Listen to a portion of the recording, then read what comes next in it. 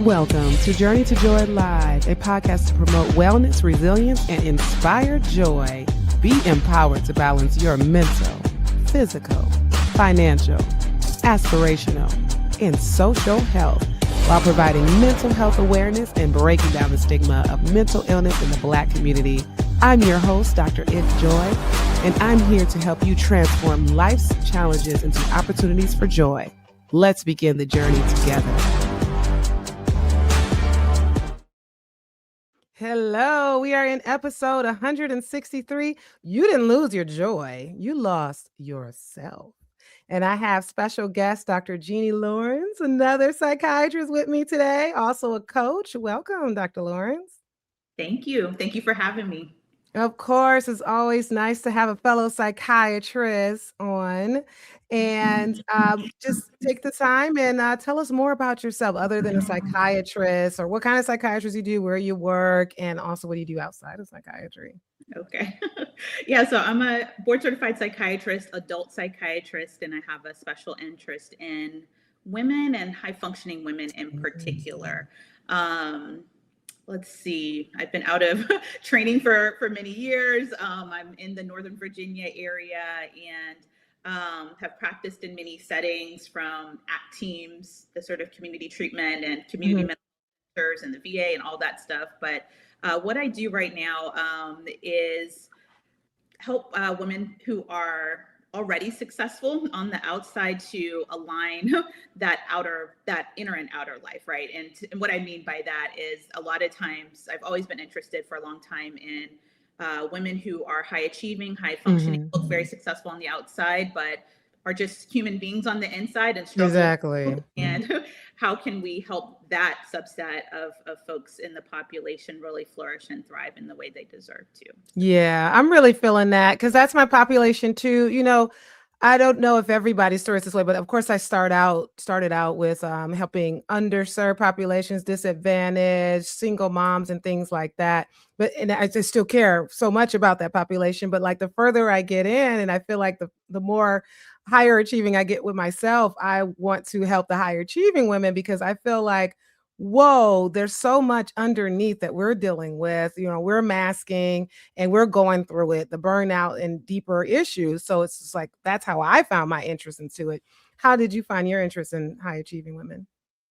Kind of similarly, I started also with underserved populations. Like I said, my job was as an ex-psychiatrist. So Exactly. that's a very underserved population of folks who have chronic and severe mental illness. And I really loved that. And I still love that population. But Yeah. to your point, the high achieving, successful on the outside woman, and I work with physicians specifically, I find that this group is, and so I don't really see it as a departure from wanting to work with people who are underserved. It's just that I notice right in the beginning that folks like me and you, and like a lot of the listeners, I'm sure, who have like maybe the education and the accolades and the achievements and all of those things, don't necessarily always get the support we need, because things look so good from the outside. And so people can't see, right, that invisible struggle. And so that makes it really hard. And I didn't find that there was always like a good place, like in mental health, at least like the way I train, for this subset of people. And so I still see myself as working with underserved people. Okay, for sure. That's awesome. But yeah, it's like the higher achievers, it's like we have this superwoman cape on, and you know, to one extent we like it, we enjoy it, but then also, since that's what we're known for, we feel like we have to keep being that strong person, and it's lonely. Being that strong person, doing everything for everyone. And therefore, you definitely can turn into that burnout. And that's what we're here talking about. I saw you on LinkedIn. I said, oh, she focuses on all the things that I focus on in Journey to Joy Life. So that's what's so nice to have you. So as far as you didn't lose your joy, you lost yourself, because I believe that is one of the topics that you brought to me. What is the difference between losing your joy and losing yourself? It's a big question, but first of all, I mean, let's talk about, like, I know you talk about all the time, like what joy is and what the definition is. And I think it's that ability to be okay even when things are not okay, And also to be okay, I would add to that also to be okay when you're not okay. Like Mhm. be okay with yourself when you're not okay. And Mm. this, what I mean by that is like a lot of times when a high achieving woman finds herself struggling, there's a lot of judgment and shame that she has about it. There's Yeah. a lot of, I shouldn't be going through this. I should be able to figure this out on my own. That can keep us stuck in that same place for longer than necessary.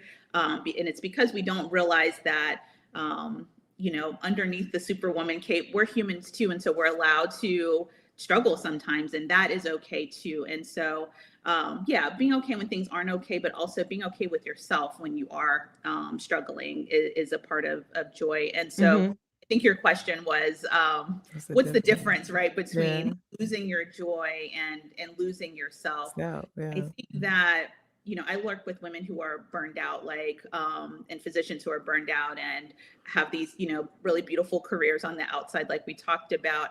But Mhm. over time have drifted away from why they went into it in the first place, what they really want in their life, Mhm. their values, and all of these things kind of get pulled away. We pull away from those things, right? Like I know when I started out in medicine and in psychiatry, Mhm. all of these things, I had what I thought was a clear vision for the life Yeah. I wanted and the life that I was trying to create. But once you get into a high stakes career like medicine, it can Mhm. ask a lot of you, right? It can ask Mhm. that you don't take a lot of time away for yourself, right? That you don't go on You don't say vacation, no. that Yeah. you don't say no, all of those things. And it starts to chip away at like who you are as a person, the values that you came into medicine with. Mhm. That really feels burnout. I feel like burnout really is a misalignment over time between the individual and what they really want and what they really value and what their strengths are. And it's usually a slow burn.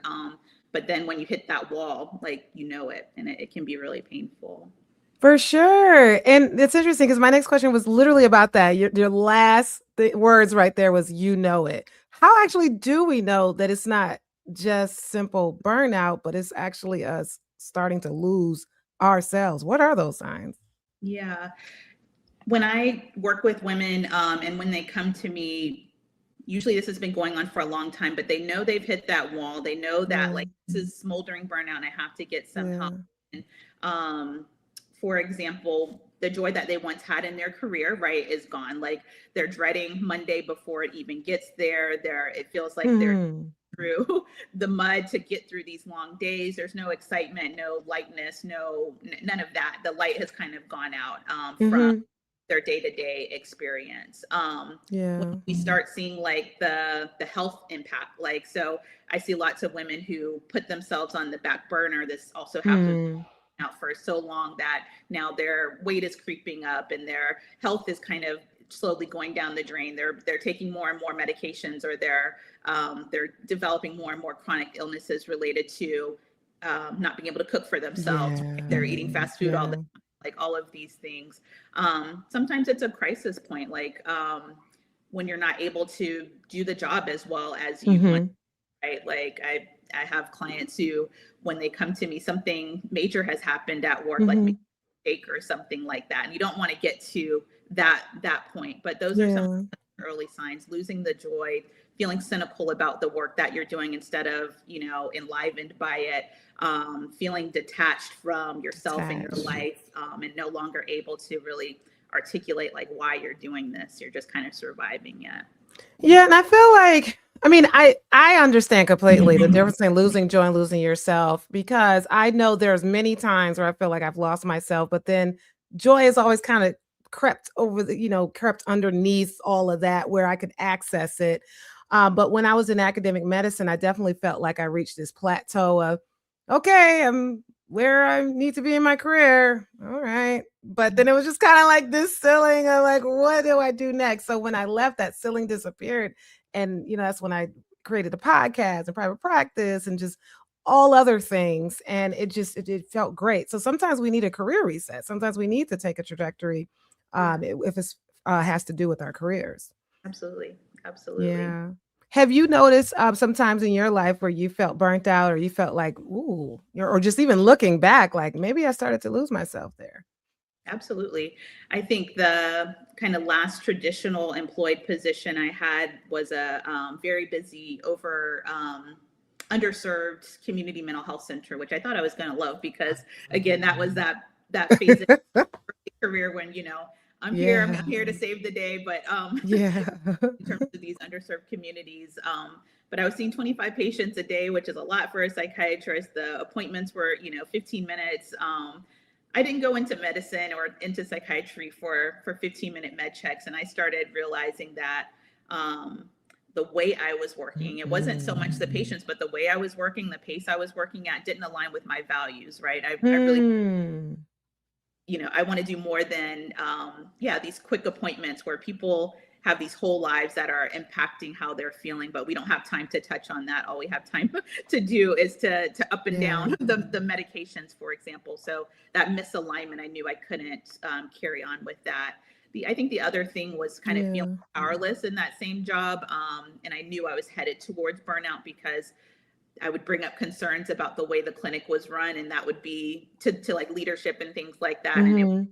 fall on deaf ears. And again, we usually don't go into these careers like to be powerless, but to have some autonomy and be able to practice Yep. like the way, right, that we've been trained to do. And so when there's no autonomy, that Yeah. lack of respect in the workplace, like that starts to weather you and eat at you too. At least Hmm. that happened for me. And so Yeah. yeah, it was a cumulative thing, and I could see myself like drifting further and further away from what I really wanted to do, how I really thought medicine should be practiced, and I knew that was not sustainable. Yeah, it's usually cumulative. It's not usually overnight. And, you said it yourself. Basically, what you said is the definition of losing yourself, losing the values, losing your power, losing your autonomy. And so, as you start to lose those things, you start to lose yourself in the things that you value. And, like you said, having that misalignment. So, when that happens, I feel like that's where compassion fatigue comes in. That's where that burnout comes in. And you lose yourself in the process. Absolutely, absolutely. Yeah. So, we talk about practicing self-care, do self-care. I definitely talk about that all the time.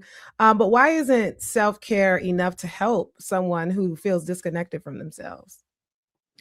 I think self-care is amazing, right? Hmm. But a lot of times, just based on what we see on social media, et cetera, the definition, the way we define self-care falls short, right? Like we're thinking oftentimes of bubble baths and massage Yeah. and vacation, and I'm a fan of all of those things. Hmm. Yet none of those things really address what we were just talking about, like the fact Yeah. that you're way off course from the life that you want and your values and who you are as a person. And so I think it falls short for those reasons because it doesn't address the root cause essentially. It can become a band-aid, and you can get massage Yeah. every month. You can get your nails done every 2 weeks if you want, and still feel like think something is off. It's like why you can go on vacation sometimes and come right back and feel like you need a vacation from Hmm. the vacation, or you're Exactly. coming Good back like point. that kind of thing. It's because the root cause hasn't been addressed. So we need to realize there is a root cause that's going on and address that. Of course, there's space for the little bitty self care that we talked about, or the larger, luxurious self care too. But if it's something that's a root cause, a more underlying career issue or relationship issue, then there's something bigger that needs to happen. So, how do you work with the high achieving women that you coach as far as how to identify those? Yeah. So I think one of the first things that I do when I'm working with a woman who is feeling like something is off, whether she knows the name for it or not, and she's Yeah. trying to find her way back to herself, is just to give like a safe space. Hmm. What I notice is that high achieving women, we're the ones that everybody's like looking to for the answers, right? We're the strong, Yeah. right? And so Yeah. we're carrying a lot, like our personal stuff, but also everybody Hmm. else's personal stuff. And oftentimes, again, like we talked about, there's this shame about like not being able to carry it all forever. And so Mm. end up carrying this by yourself. Like you use the word, it's really lonely. It is really lonely Mhm. because you can feel like there isn't a safe place for you Mhm. to express that, to lay that down, to admit that you're having a hard time. And so it's very it's very healing and cathartic just to find a safe place as a high achieving woman who's been carrying a lot for a long time, to just like no judgment, like lay it all out there. Like just that is very powerful, and a very powerful first step, and very necessary, I think. So we all um, need to get a coach, is what you're saying? or somebody that you trust, right? A Like therapist. it could be a therapist, right? I It could be love your it. psychiatrist, but like Mhm. where can you go where you can yeah, take off that superwoman cape and just breathe, right? Just be the human that's underneath that, I think is really important, an important first step. That is awesome. So having someone or a safe space who you can talk to, whether it's a group or a individual expert that you go to, is definitely a good start. And so when you're coaching your ladies, do they end up is it like a 12 week? Is it forever? Is it case by case?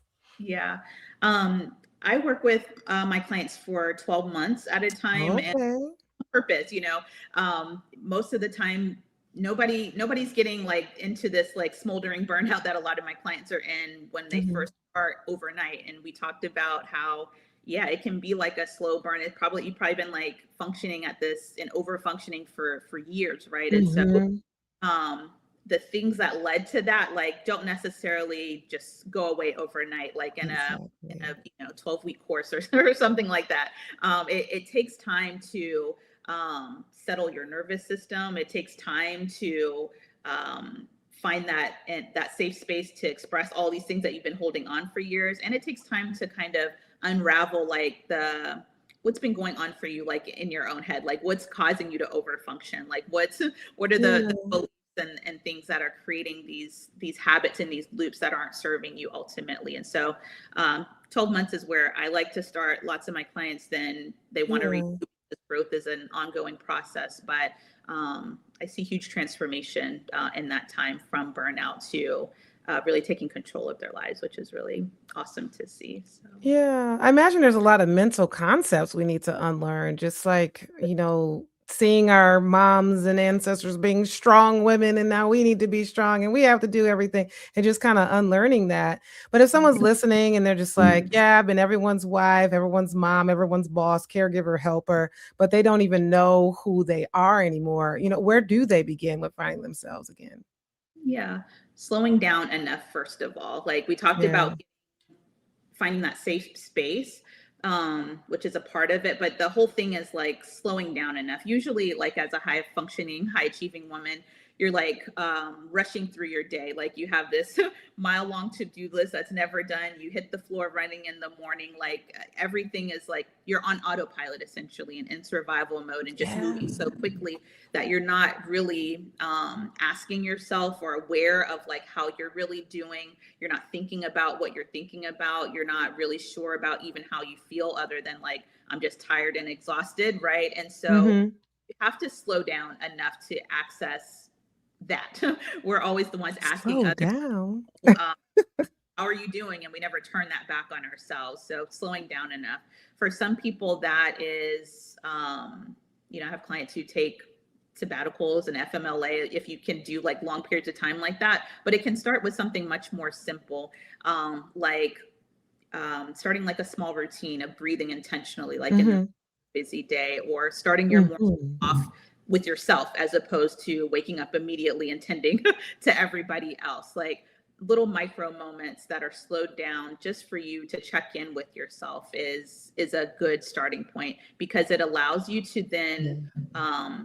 put a name to how you're feeling and how you're doing. And once you know Mhm. that, then you can say, okay, well, if the answer is I'm burned out, I'm depressed, whatever the case may be, now I can think about like what my next steps are. But we can't do that when we're rushing through life like at 100 miles per hour. So And yeah. that's exactly what we're doing. If we're carrying all these roles and doing everything every day for everyone and not getting enough rest, we're not slowing down. So that's always important. Slow down, self-reflect, focus on yourself, especially if you're able to get up early enough to focus on yourself and not on everybody else. Because I try to be strategic on like Let me not look at my phone. The first thing I do is open my eyes and look at my, no, I cannot do that. Yeah. And then watching the doom scrolling, the digital input that we have as well. So all of those are important. What role do you think people pleasing plays in losing ourselves? Oh my That gosh. seems pretty obvious. It's pretty central. I think like most of the problems, right? That a high achieving, high functioning woman who is feeling burned out can be traced back to some kind of lack of boundaries, people pleasing, and Yeah. I think it's huge. And I think it's no fault of the person, right? Like I think sometimes like that label people pleasing, there can be some shame with that. Like Yeah. I had clients say, you know, I'm just, they see the pattern, like I'm just a doormat. I can't help but say yes. Like they don't like it Mm, for it. I think what I would offer is like, this is coming from, these are adaptations, right? You've been like trying to survive in a world where women are told like to be accepted, to be liked, to be taken care of, all of these things. You have to say yes, you have to people please. If you're in a high stakes career like medicine or yeah. something like that, like it's kind of part of the job, like as you're going through the ranks to make sure attendings like you and patients like Yeah. you and all of these things. And so you're just like surviving, you're just adapting to the world that you're in. It's okay, and at the same time maybe you're in a space where that's no longer serving you and it can Mm-mm. as well. You're not stuck there. Yeah, that's definitely true. I mean, especially as a medical student, a trainee, a resident fellow, whatever you are, if you have someone over you that's supervising you, attending, you mentioned, that's you have to say yes because that's your job. You literally have to do that rotation. You have to do that clinic. You have to see that patient. And when I'm seeing or coaching or supervising fellows and residents, I make sure to tell them when you get out and graduate, this is now your time to say no. You are allowed to say no. You're allowed to ask about compensation and money because that's like a whole nother thing that us women are afraid to ask about. But like just knowing your worth and knowing, hey, what's the compensation? Am I Yeah, actually passionate about this thing? Do I really even want to do it? Is super important. And the people pleasing kind of gives that connotation of a lack of confidence because you feel like you have to please in order for people to like you. But then overachieving or high achiever kind of gives that confidence assertive. So it's kind of like an oxymoron, but you can have all the above.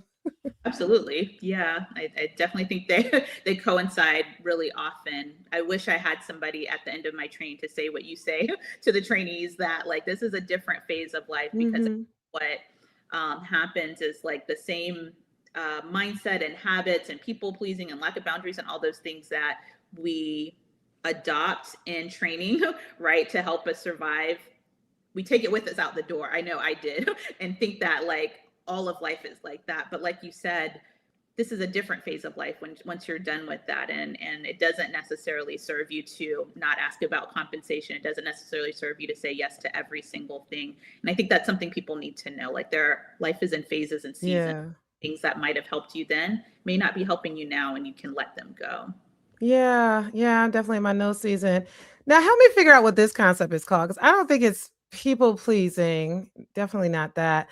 But like, what is it when someone asks you to do something or say, "Oh, you're great for this role. You should apply for the medical director role. You should do it. You should be president of that over there." And then you feel like, "Oh, they think I'm gonna be great. Yes, I should do it." But then you're like, "But I don't have time. But they said I should do it, so I should do it." What is that? Because that is obviously what leads to burnout if you continue to say yes to that. Or maybe that is under people pleasing. I don't know if I have the name for it, but I know exactly what you're talking Right? about.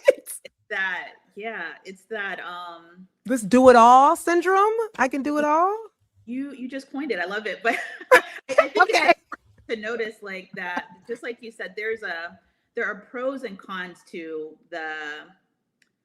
the habits that we have. And so people pleasing, we think about it like we've talked about as like a negative and something we want to break out of because it's creating burnout. But Yeah, also the reason that we don't break out of it is because it feels really good when people ask us it to, really they does. express this confidence in us, right? Or it feels really good, right, when we're the one that the people think of first, like for the job. And so being aware of that, like Yeah. that conflict, and the fact that Mhm. the thing that you're trying to let go is also probably serving your ego and your self-esteem in some way. There it is. important, right? Otherwise, you have this um, invisible internal resistance to actually changing the people pleasing. I see that a lot. So you have to be aware of it. Yeah. Yeah, for sure. Because I actually a year from now, not a year from now, a year ago, that exact thing happened. They were like, "Oh, you'd be great for the presidential position." I was like, "Whoa, I've never been president of a chapter. I'm not gonna name the organization, but people who are a part of this know exactly what I'm talking about." But anyway, ended up doing it. It was like 10 hours a week type of a situation. So that's a lot on top of my job, on top of my mothering, on top of my wifing. But it felt good because I'm like, oh, I'm doing this. Mm-hmm. I'm able to do this. Because I know when I put in my all, it's not 100%, it's 1,000%. But then that opportunity ended up falling away because it was a situation where it's like, oh, let's charter this chapter. And it just did not come to fruition. So and then there was another situation a few months later where somebody says, "Oh, you should be the medical director." And I kind of felt that again, like, oh, but then I learned, I said, no. And I even spoke to the CEO. I was like, so what's the conversation again? Mm-hmm. And what's so awesome about leaders can be amazing. They could be selfish, but then they can be amazing. But what's so awesome about his answer is he said, you know what? You have to think about, are you passionate about this position? Mm-hmm. And I thought about it later. I was like, and I don't know what he meant. Like, did he actually mean like, well, if you're so passionate, you wouldn't worry about the conversation? So that could have been a part of his answer too. But I took it as, you know what? No, I'm not passionate. So it really won't matter what the conversation is. So I'm not gonna do it. So it's just like a matter of no, you don't have to Mm-hmm. say yes to everything just because they say you are great. Oh, I Yeah. know I'm great. You can respond, I know I'm great, but I got all this over here. It's a Yeah. no for now. Not even a no for now. It's a no. Yeah. Period. I got an Period. episode on that. Yeah. No is a complete sentence. Absolutely. I like what you did there too. I feels like the difference between the first ask and the second ask is that, like we were just talking about, you were able to slow down and think about it for a minute. That's what we're talking about. Like sometimes we're so like automatic, like with the yes, and we're so on autopilot, and we're so like unaware of like, again, what we want, what we need. Are we passionate? Like, is this the right move? And we're moving so quickly that you can't slow down enough to think about what you thought about the second time, which allowed you to say no. And so, yeah, slowing down, taking a breath, like thinking about what you're thinking about. Yeah. And what the opens up that space, I think, to say no when you need to say no. So, And being okay with maybe you did say yes right away and you thought about it and you need to go back and say no, it's okay. And that doesn't mess up your reputation. But that's just it. Why do so many women feel guilty when they start choosing themselves again? oh my goodness.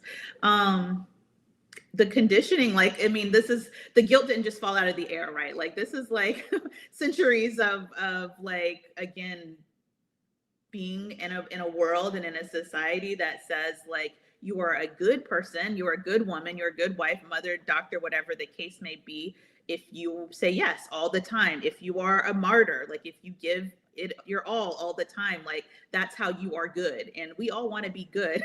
And so that when we try to do anything different from that, like, oh my goodness, the guilt can be heavy and paralyzing, and can keep it, like the guilt is so much, right, that even when you see how saying yes to everything is actually harming you in a way and creating this burnout, some Mhm. the guilt feels even worse than that, and so people continue to say Yeah. yes. Yeah, it's a lack of Yeah. being able to deal with that emotion. Yeah. I mean, what do we need to break through to not have that? Because there's a mom guilt, there's wife guilt, there's all the guilts. Mm-hmm. Is it just Mm-hmm. kind of a conversation with ourselves? It's a conversation with ourselves, but what specifically needs to happen in the conversation, right, is first naming what's happening, right? This Yeah. this goes, you have to slow down. You have to say like, okay, I feel really guilty right now. Like I'd really like to say no. But I feel really guilty. Recognizing secondly that the guilt isn't a problem. Like it's sometimes we are Yeah. either waiting to be guilt free before we Yeah. set a boundary, or something like that, or Mm. we're feeling guilty and then calling ourselves a people I pleaser, all of love that. it's more like naming the guilt and just being okay with the fact that it's there and understanding like where it's coming from, right? Like if you're feeling guilty about saying no to an extra committee, it doesn't mean you're a bad person. It doesn't mean you're weak or a people pleaser or anything like that. It's really probably showing that you really care about like contributing to your organization. You really care about the work that you do. That's why you feel guilty. If you can trace the guilt back to the value, Yeah. right? Or Yes. is a beautiful one, like, okay, like what's wrong with caring about my work? Nothing, right? Then the guilt kind of loses its power. And so then you can say no, right? Even with that little bit of guilt, because you're no longer, at least you're no longer in a fight with the guilt, right? Like you, so you can say, Yeah. yeah, I feel guilty. I know my guilt is coming from a good place. I'm going to say no, even if it's there, Oh, and I know I'm going good. to be okay. So, yeah. That's really good. You definitely need to be able to do that. And it's a matter of asking yourself, is this ask or responding yes or no to this thing? Is this going to help me find myself or lose myself? So, real quick, let's play a game, a rapid fire game. I'm going to name an issue or a thing, and I want you to tell me, is it going to lead to finding yourself or losing yourself? Okay. Perfectionism, That is going to lead to losing yourself. Yeah. people pleasing, we just talked about, Losing yourself. Yep. boundaries, Finding yourself. comparison. Oh, wait, what? It's going to show you how strong you are when you can set those boundaries. Exactly. Comparison, Ooh, losing yourself. productivity. That's a tough one. Ooh, that It is. can go both ways, right? Like over functioning, over productivity, productivity in the wrong direction definitely can cause you to lose yourself. I think productivity in the direction of your values, your dreams, and who you truly are, that's a good thing.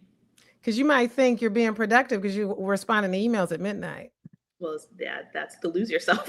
Exactly. So then that doesn't Yeah, work. Two more: rest definitely finding yourself. and purpose. Definitely finding yourself. Yeah, that's good. So yeah, it's a matter of like going back to where you were when you first wanted to be that thing. What do you want it to be? And you have that now? Do you have that value?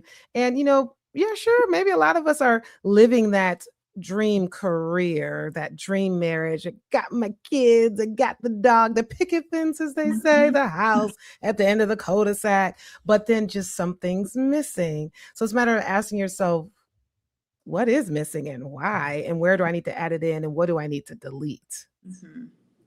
Especially the delete part, right? Sometimes we're trying to add more onto an already full plate.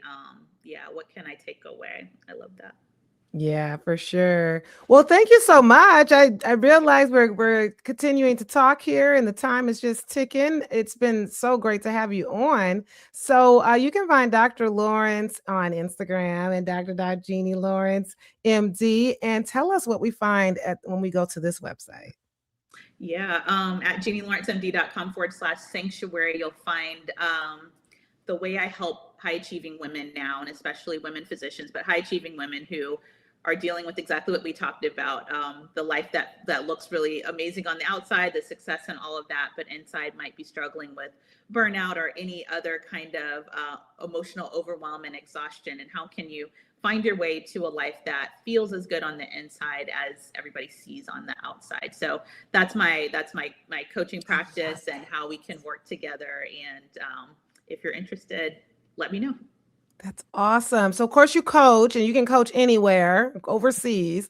Now, as a psychiatrist, do you have a private practice?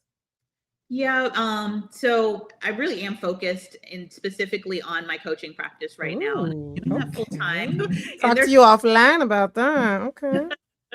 And so right now, from a purely clinical standpoint, I'm not accepting patients from that standpoint. But I do bring my psychiatrist lens, of course, to everything that I do with high achieving women. And so, yeah, helping you flourish, helping you thrive. I love it.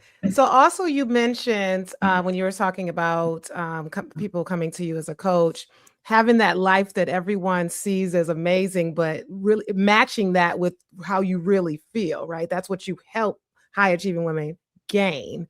And how this actually goes into the last question I always ask all my guests. Tell us more about your personal journey to joy. And if you have that match, which I would hope so as the coach, how you were able to match that up, the internal with the external, what people see.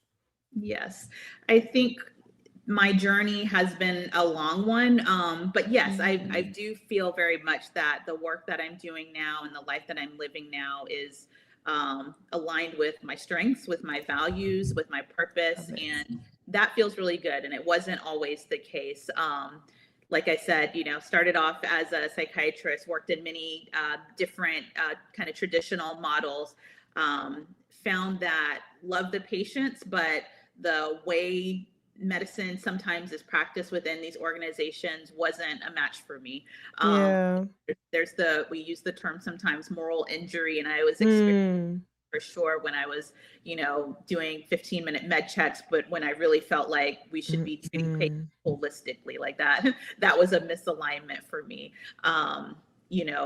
Other things like, there are so many parts of the story, but one day, I had a big wake up call. Essentially, I was in one of those very busy clinics, got a phone call that my husband was out of town, but that he had a medical emergency and a code blue was called, and I had to leave my clinic day and go to where he was. And it started to help me realize that one, life is very precious and not promised, that we have to make the most of the one life that we have, that living in purpose and alignment isn't really just a luxury or something to put off forever, but it's something that you can try to grab hold of now. And also help me realize that, if I'm not practicing and living in a way that is right for me, I can make the change. The clinic figured it out basically. And we know sometimes in these high stress jobs, it can feel like the weight of the world is on your shoulders. And if you aren't there, the whole thing's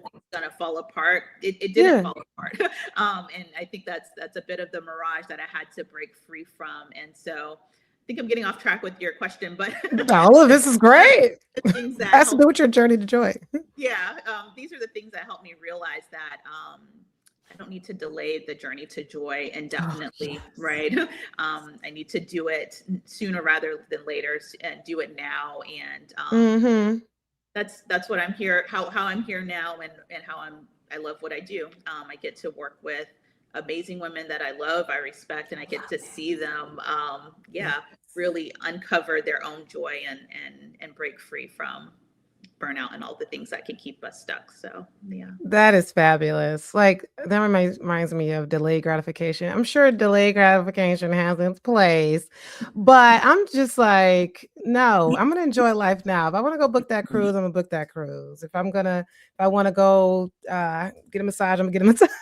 Obviously, there's means that come with that, but there's also a firm and PayPal and payment plans too. So budget for joy. That's what I tell people. But also the last thing, when I left academic medicine, one of the fellows, because it was sad leaving. I'm leaving them. But in that validation, one of the fellows said, you can be replaced in your career. They can always replace you, but you cannot be replaced in your family. No. Cannot. There's your husband cannot find another Jeannie, right? My kids cannot find another mom, but that academic institution was able to replace me. Well, actually not like that. It did take a while, so that made me feel good. But oh my God. Yep.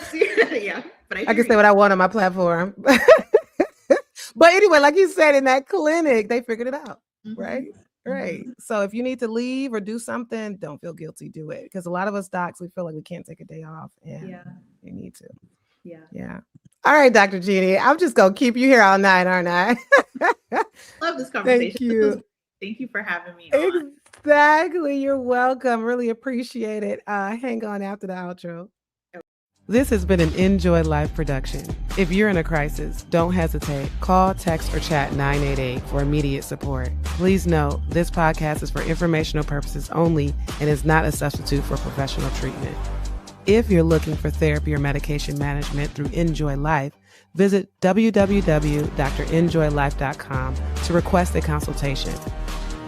I'm licensed in 13 states. I accept Aetna in Georgia, Florida, and Virginia. Be sure to grab your copy of the Enjoy Note to help you on your wellness journey. Also, check out Inspired Joy for the wife, mom, boss to help you balance it all without losing yourself. Better yet, get the full Joy bundle for just $45. Remember, Journey to Joy Live is every Thursday at 7 p.m. Thank you for joining me, and until next time, may you continue to transform stress into joy.